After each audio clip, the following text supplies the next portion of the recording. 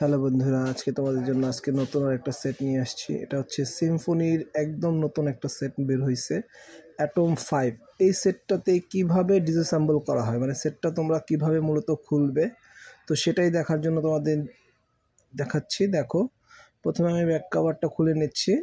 অবশ্যই নখের মাধ্যমে খোলার চেষ্টা করবে, যদি প্লাস্টিক ওপেনার থাকে সেটার সাথে ইউজ করার চেষ্টা করবে, স্টিল ওপেনার ইউজ করবে না, তাহলে কিন্তু দাগ ভরে যাবে। দেন আমি প্রথমে সেটার স্ক্রুটা খুলে নিলাম। ব্যাকপার্ট খোলার পর স্ক্রুটা খুলে নিচ্ছি। জাস্ট কিছুই করবো না, জাস্ট ব্যাটারি কানেক্টর খুলে আবার নতুন করে ব্যাটারি কানেক্টর লাগিয়ে। কারণ অনেক সময় এই অ্যাটাচ সেটের ব্যাটারিগুলোর ক্ষেত্রে সেটটা বন্ধ থাকলে সে যে অনেক সময় চার্জ নিতে থাকে না বা অন হয় না, এরকম প্রবলেম হয়ে থাকে। এটা নতুন সেটে হতে পারে, এটা কোনো সমস্যা না বা এটা কোনো ইস্যু না। তো প্রথমে আমি স্ক্রুগুলো খুলে নিচ্ছি।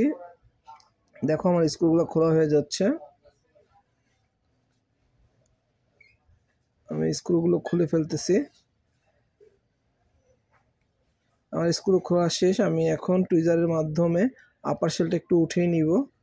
জাস্ট উঠিয়ে নিয়ে ব্যাটারি কানেক্টরটা খোলা ছিল, জাস্ট আবার লাগিয়ে দিচ্ছি। লাগিয়ে দিয়ে আমি আবার স্ক্রুগুলো লাগিয়ে ফেলবো, যাতে করে সেটের যে সেটাই আমাদের দেখালাম। দেখো, অলরেডি আমার শেষ। আমি দেখতে চাচ্ছি যে হ্যাঁ, ব্যাটারি কানেক্টর খুলে যে প্রবলেমটা হওয়ার কথা ছিল সেটা হয়েছে কিনা। দেন লাগানোর সাথে সাথে দেখবো সেটটা কিন্তু অন হয়ে যাবে। দেখো, আমি পাওয়ার বাটন প্রেস করতেছি। যে পাওয়ার বাটন প্রেস করলাম, তার মানে সেটটা অন হয়ে গিয়েছে। আমি যে প্রবলেমটা ধারণা করেছিলাম সেটাই হয়েছে।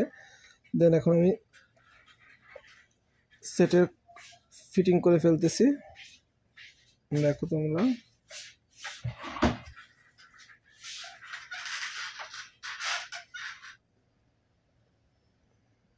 স্ক্রুগুলো আবার ঠিক মতন লাগিয়ে ফেলতেছি। অবশ্যই ব্যাটারি কভারের সাথে যে রিবনটা থাকে, খোলার সময় কেয়ারফুলি খুলতে হবে, যাতে করে এই রিবনটা না ছিঁড়ে যায়। যদি ছিঁড়ে যায় বা ড্যামেজ হয়ে যায় তাহলে কিন্তু ওই প্রোডাক্টটা নষ্ট হয়ে যাবে, তখন নতুন একটা পার্টস ইউজ করতে হবে। তো সেটার দিকে অবশ্যই আমাদের খেয়াল করতে হবে, যাতে আমাদের কাজ করার সময় যাতে কোনোভাবে কোনো পার্টস আমাদের দ্বারা ড্যামেজ না হয়। তো অবশ্যই ভিডিওটা খুব সুন্দর করে সবাই মনোযোগ করে দেখবে, শেয়ার দিবে, কমেন্টস করবে এবং শেয়ার দিবে। নেক্সট কোনো ভিডিও নিয়ে চলে আসবো। আল্লাহ হাফেজ। আজকের মতন সবাই ভালো থাকো। লাইক, সাবস্ক্রাইব, ফলোইং সব করতে পারো, নো প্রবলেম। যে কোনো ইস্যু নিয়ে ভিডিও ভালো লাগলে অবশ্যই কমেন্টস করবে, লাইক করবে এবং শেয়ার করে দিবে।